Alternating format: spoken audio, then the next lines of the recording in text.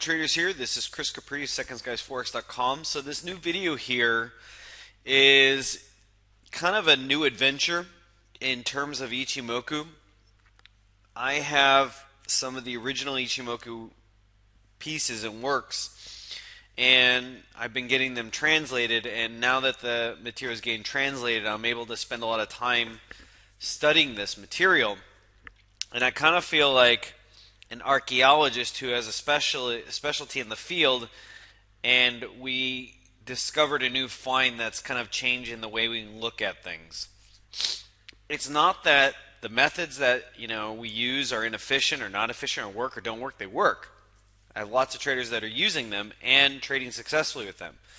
But there is more to Ichimoku than just tanking Kijun, Kumo, Chikou. There's a lot more to it. We, in reality, are just scratching the surface of it. And so we are going to be slowly opening up the doors and the windows to this new scenery in Ichimoku. And it's going to take time. This new adventures are going to take time, not just for me to digest it, and that's partially because the original piece of Ichimoku, the original work, was 7 volumes and over 1,500 pages. That's not something that can be condensed easily, understood easily, or digested easily, especially when it was written in another language and nobody's translated it until recently. So we're going to do this slowly, and we're going to do this, over time, and I want you to take your time with this, and I kind of want you to put it to the side in the sense of, I don't quite want you to start unpacking it fully and just immediately running with it and applying it to your trading. You're going to want to understand a lot more variables, and you're going to want to see a lot more videos and more material before you really start to sink into this. But it's more of like you're a painter and you've been given a new pencil, and maybe you're going to try some new drawings on the side, but you're still not going to stop your painting. You're going to trade exactly as you were before, but I want you to spend some time using these new things that I'm going to be teaching, trying to see if you can practice with them, learn them, understand them, apply them in very small, basic ways. To be honest, it could take me 1 to 4 years to fully digest all the material of the original works and translations, and then passing that on to you, and then it could take you years beyond that. Again, Goichi Osada, in the late 80s, when Ichimoku was becoming very popular, he had said that at one point there are 10,000 people who now practice Ichimoku trading, and less than 10 really understand it.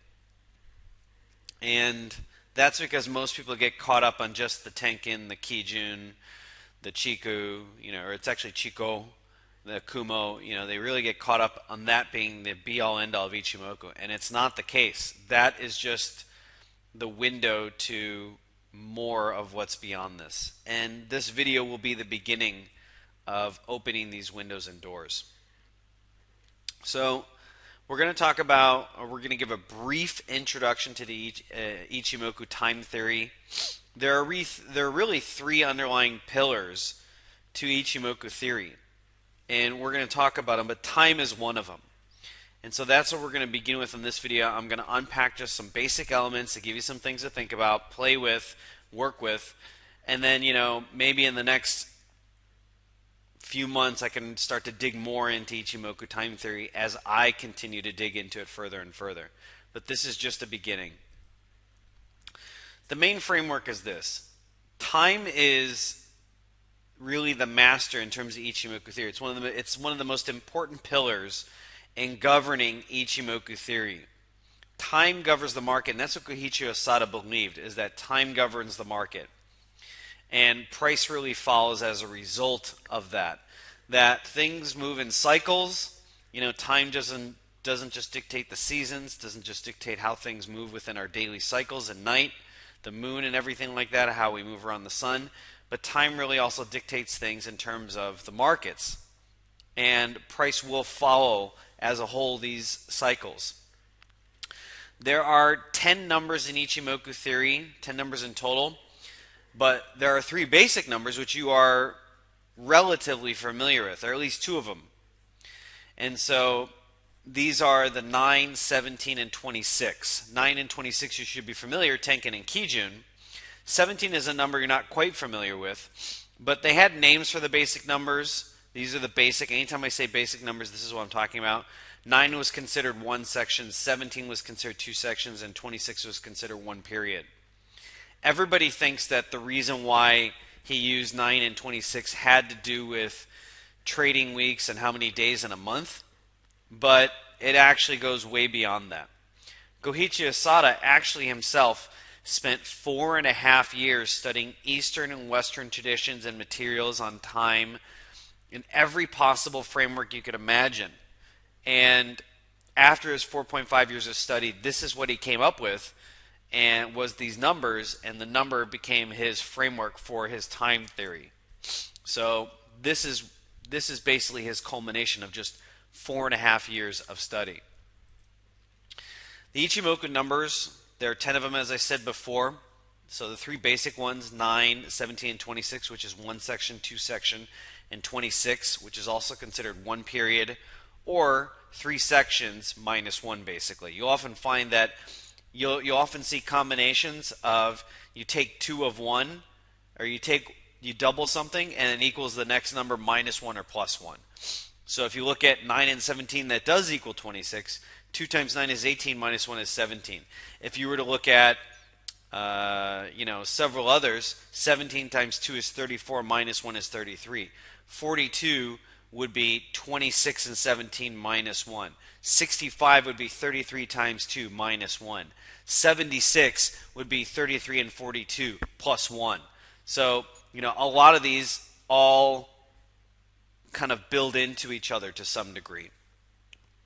But these are the basic numbers. The most important ones you'll be working with are these, but eventually you'll start to work your way into these. You'll see these less and less, and these are really more for longer time frames and longer cycles, but you will see these. 33 is the next one up. It's considered one period and one section, as we can see. It's also called a combined 5. 42 is one period and two sections, or a combined 6. A combined 7 is 65. 76, we will talk about this in terms of longer structures, and it's called one cycle. We'll talk about a little bit more about that in the beginning. And then the bigger numbers, you're going to see these a lot less, and you might not have the time to count all these nonetheless. But you have combined 8, combined 9, and combined 10, which is 129, 172, and 200 to 257. These are considered like super cycles, so to say. So again, you're going to be spending more of your time in these first 7, and rarely will you venture beyond these.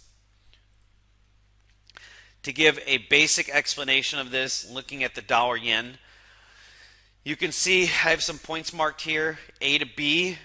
A to B, from the lowest close to the highest close up here, or from the highest open basically over here, A to B, which was the top of this move, is 32 days. That's basically a combined 5, 1 day short of it. Remember, combined 5 is 33 days. If you look at B to C, from here to a major swing point down here, it's 33 days exactly, a combined 5. C to D, the next swing leg down, is 25 days. So it's basically a period, which is 27 minus 2 days. And then if you look at D to E, this next leg up from bottom to top is 17 days, exactly 2 sections before this thing started to turn. So what is the basic point that I'm trying to get to with this?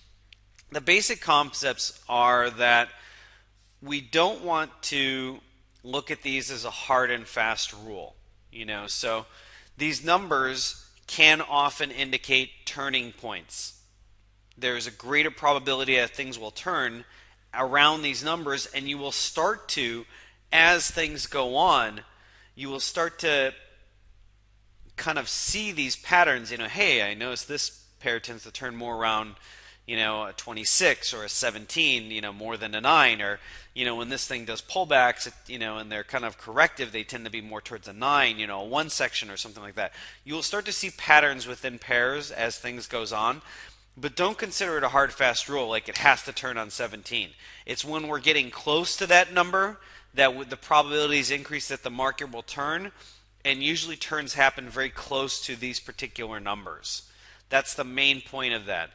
That might be a little bit difficult for some people to digest because some people might be looking at this as a hard and fast rule, and you can't look at it as a hard and fast rule. You can't look at it in such an A and B concrete way of looking at it. There are some basic concepts, kind of like matching numbers, which is 32 and 33 days. It's when you have a particular move, like here A to B is 32 days. A lot of times what you can do using Ichimoku time theory is say, okay, where would 32 days take me into the future? And that is a probable turning point for this particular next leg. So they often use that. Or if this thing, say, sells off and then produces a lower high, there's a good chance that that lower high will happen around a matching number. I'm going to get more into that when I start to dig into deeper aspects of Ichimoku time theory, which will be in a follow-up video in the coming weeks. But this is kind of just the beginning of it. That's the basic concept of matching numbers. It's important also to understand, I talked about a cycle. After the market goes in one direction for one cycle, and if you remember how many days that is, 75, so I think it's 75 or 76. That is 76. So after the market goes in one direction for one cycle, it tends to go into a phase where likely a major change is going to happen. Maybe a reversal, maybe a consolidation, maybe a pullback, but cycles are very important, and it's very rare that things go way beyond this without having a major structural change. And we'll talk about that a little bit further. Shifts in the direction and trend, as I mentioned this before, are more likely around basic numbers, the 9, 17, and 26.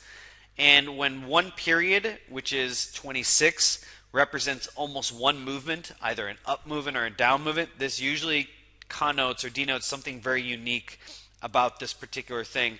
Again, we'll unpack that in a little bit, but usually that means, hey, there's something really behind this move when it went for exactly one period. It means kind of the market is working in a very succinct rhythm. And we'll talk about that a little bit further. The Yoshimura model, where does this come from?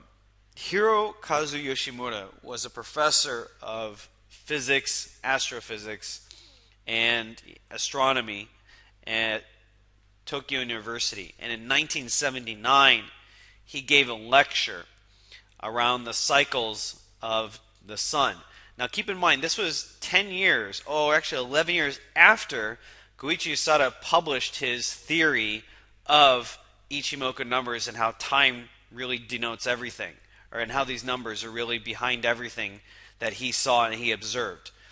And what Yoshimura had published in his model in this paper was that he realized when he was looking at the cycles of a turn of the sun, when you look at it, the cycle of the Earth's equator in relationship to one full turn around the sun actually measures exactly to 26 days. But if you do it from the polar part of the Earth, to 33 days. Where do we see those numbers? Back here in the Ichimoku numbers. These are numbers that Goichi Usada found ahead of time. He found these out through all the systems he looked at, and then about 11 years later, when publishing an article about cycles of the turn of the sun in relationship to the equator of the Earth and the polar part of the Earth, he found that it landed exactly on the same numbers that Goichi Usada had picked. This is a fascinating story, and it really just kind of confirms that Usada was probably onto something. Very much like Gann was onto something, Usada was onto something, but I find Gann to be much more complex and require an immense mathematical skill to use them. Whereas Ichimoku number theory is probably the simplest I've ever seen out there. But it's pretty fascinating. You're going to find a lot of these patterns out there. To wrap this all up for right now, because I'm sure I've probably just thrown a big shot across your bow there, key points to remember: the basic numbers 9, 17, and 26. These are the most important to remember. Again, these are not hard and fast rules. They just increase the probability or percentage chance of a market change or turn around these things here. There are other concepts we're going to be getting into. Matching numbers, I'm going to unpack that a little bit further. There's numbers called Henki and Kakugi numbers, change day and Yugi. These are all key concepts I'll be getting into probably in the next video on Ichimoku number theory for now. But just understand that there's a lot more to go in this, and you want to take this slowly. Also, it's important to understand time theory. Ichimoku time theory was used with wave theory, Ichimoku wave theory, and we're going to be getting into that very, very soon. So that will be the next video. I'll be publishing that in very short order, but that's literally the next video I'm doing is on Ichimoku wave theory, and so I'll be putting that in around the corner. So this is also part of the reason why I didn't want to get you too wrapped up into Ichimoku time theory, because to really understand and use it, you have to be using it with wave theory. They're meant to go hand in hand.